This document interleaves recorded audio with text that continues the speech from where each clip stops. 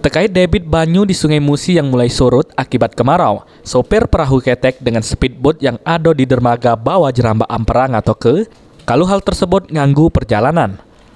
Dul, salah sikok sopir speedboat ngato hambatan yang sudem pasti iolai dak pacak nganter penumpang sampai tujuan.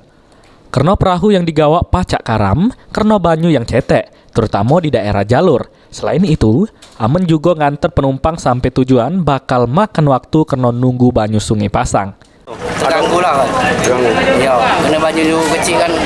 Nah balik tuh ibarat orang tuh udah nyampe rumah kan. Nunda dulu kan. Ibarat nyampe timbul terganggu kan. Dari jam 1 timbul jam 4 nyampe rumah kan.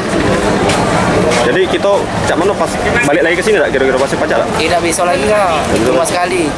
Hal yang senada juga disampaikan oleh Muin. Sopir speedboat lainnya ngato terpaksa mundur ke jam berangkat ke sekitar jam 3 sore atau nunggu banyu sungai pasang. Kecil main ini mana? Ini berangkat jam 3-an. Lama. Banyu pasang. Lama nunggu banyu pasang. Lama jam 3. Jam 3. Jadi setelahnya tuh tambat nih kan guys? Iya, di jalur itu kan. Sandi Pratama, PAL TV.